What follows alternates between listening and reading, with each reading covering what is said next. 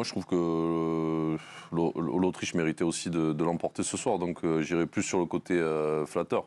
Mais bon, flatteur, ça voudrait dire que la Turquie n'a pas joué non plus. Mais je trouve que c'était assez équilibré. Mais sur la fin de match, je pense que l'Autriche, et même sur la deuxième mi-temps, l'Autriche a vraiment mieux joué et puis a développé un beau football en se créant de vraies belles occasions. Donc, j'irais plus sur le côt flatteur.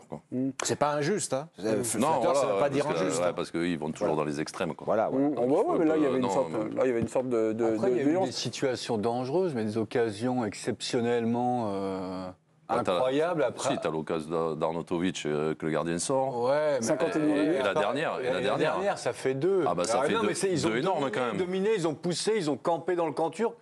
Ouais, mais Guillaume, c'est 2 énormes occasions quand même. C'est pas juste une frappe qui passe à côté. J'en ai 2 autres. La Turquie en contre aussi aurait pu la tuer dernière. définitivement la rencontre et empêcher nos Autrichiens de rêver. Pardon, mais est-ce que ce sont les circonstances... Guillaume, il y a une énorme communauté turque à Flers. Donc je pense que Guillaume fait très attention ce soir. Mesure ses Je propos. les salue d'ailleurs. On les salue. Hervé, est-ce que vous pensez que c'est le style de jeu des Turcs, on va dire, de laisser le ballon à l'adversaire, ou est-ce que finalement c'est les circonstances du match qui ont poussé les Turcs à subir, on va dire, les vagues autrichiennes? Enfin, est-ce que c'est un style de jeu, on va dire, restrictif? Il y a certainement un peu des deux. Alors attention, sur la première mi-temps, moi je les ai trouvés plutôt intéressants, les Turcs. Dans le jeu, ils ont essayé de provoquer, ils ont tenté pas mal de fois leur chance. Ils ont mis souvent en difficulté d'ailleurs les Autrichiens. C'est aussi le changement. Les deux joueurs qui sont rentrés ont apporté beaucoup quand même aux Autrichiens. Ils sont venus avec un autre état d'esprit en deuxième période. Mais sinon, en première mi-temps, la Turquie a quand même bien joué. Alors c'est vrai qu'ils marquent très vite, donc ça change le rapport de force dans le match. Et ça change de fait aussi la manière dont les Turcs ont abordé la suite du match.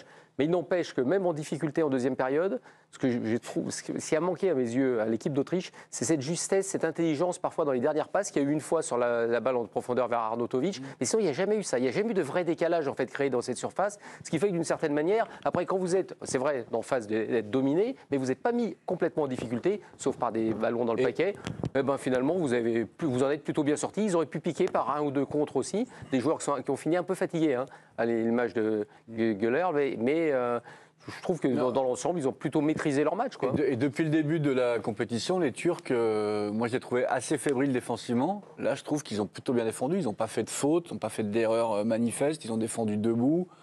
De la tête, ils en ont pris quand même énormément. Et puis tu t'appuies sur un gardien monstrueux. Et sa tête, quoi. Mais tu dis qu'il n'y avait pas d'occasion, alors il faut savoir. Non, on parlait de l'équipe de France. Sur la dernière.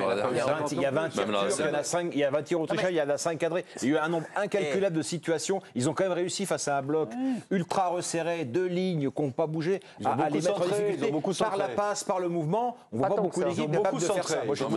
J'ai été très séduit par la qualité de jeu de l'Autriche. Ouais, en deuxième mi-temps. Après, moi, je trouve en première mi-temps, les Turcs, ils ont été très intéressants. Donc, moi, je trouve que c'est un match assez équilibré des deux côtés, chacun sa mi-temps. Et puis, c'était surtout très agréable à regarder. Il y avait des occasions, il y avait de l'intensité, ça frapper un corner, ça peut aider. Ouais, et techniquement, je trouve qu'il y avait vraiment du jeu. Du jeu en triangle, des appuis, des remises, et voilà, il y avait du jeu dans l'axe, du jeu sur les côtés, très varié quoi. Tout à fait d'accord avec toi, mais c'est là où on tombe sur l'éternel débat, parce que vous êtes tous en train de me dire oui, l'Autriche, et moi le premier, parce que c'est une équipe que j'apprécie, et elle m'a séduite dans les matchs de groupe, mais elle a été en possession du ballon, elle a essayé de bien jouer, mais à l'arrivée, ils perdent. Ils perdent parce que, notamment sur la dernière occasion de la tête, je trouve que le coup de tête, il est bon, mais il n'est pas suffisamment croisé pour mettre en difficulté. Il est dur ce coup de tête à mettre. Mais non, il n'est pas dur, c'est pas vrai. Mais non, je ne suis pas d'accord avec toi, parce que quand tu vois le centre, il est parfait, il monte bien. Et il met un ancien grand joueur de tête. Mais non, Guillaume, mais il monte et il met son coup de tête. Son coup de tête, il doit aller au poteau. Là, il est trop... un petit peu là sur la droite du gardien. S'il la met au poteau, il y a... On peut pas revoir l'image. Moi, je pense qu'il est dur à mettre. Un bon attaquant, on peut peut-être le mettre. Qui n'est pas suffisamment réussi. Oui, le gardien Fabien, on est toujours sur le même débat. Parce qu'à l'arrivée, certes, le jeu est intéressant, et je suis d'accord avec vous, sauf que Mais vous ne trouvez pas qu'ils ont manqué quand même d'idées? Moi, je trouve chose bizarre du côté des Autrichiens. Oui, je trouve qu'ils ont manqué un peu d'idées quand même. En tout cas, c'était leurs idées. C'est un football qui développe depuis le début du tournoi, pulmonaire, avec beaucoup d'intensité. Mais ça veut dire que c'est assez cohérent. les Turcs, on parle de l'Autriche. Le de la passe, de la qualité de passe. Oui, mais sur un ou deux coups, c'est vrai. Mais j'ai trouvé qu'ils s'enferraient un peu. À un moment, on a vu les joueurs venir vraiment dans l'axe comme ça. Ce que dit Guillaume n'est pas faux. C'est-à-dire on a parlé de la défense qui était un peu friable en début, mais là on s'est retrouvé avec une défense un peu type équipe de France. Parce que dans l'équipe de France, on parle toujours de la défense, en la mettant en avant, mais ça n'empêche pas Maignan de faire parfois des super arrêts et les autres d'avoir aussi les occasions et des frappes contre nous. Donc ils ont fait le boulot comme une équipe qui menait, devait le faire. Depuis le début de ce débrief, on loue la qualité de jeu collectif des Autrichiens. Je regarde là, 117 km parcourus. Pour avoir un jeu collectif offensif, on va dire d'envergure, il faut être généreux dans les courses, il faut courir. Ma petite question est liée aussi au niveau de jeu de l'équipe de France. Des courses aussi, ça dépend comment vous courez. Si vous courez au petit trot, ça... Aujourd'hui, par exemple, vous donnez les stats, les kilomètres. Oui, mais c'est important. On vient de voir le match. Je regarde quoi? En exclusivité. L'intensité, la vitesse, la l'avant-centre des courses d'intensité. Là, il y en a eu. Non, mais après, l'Autriche, il lui manque un truc. Un avant-centre? Bah non, un peu de talent devant, quoi.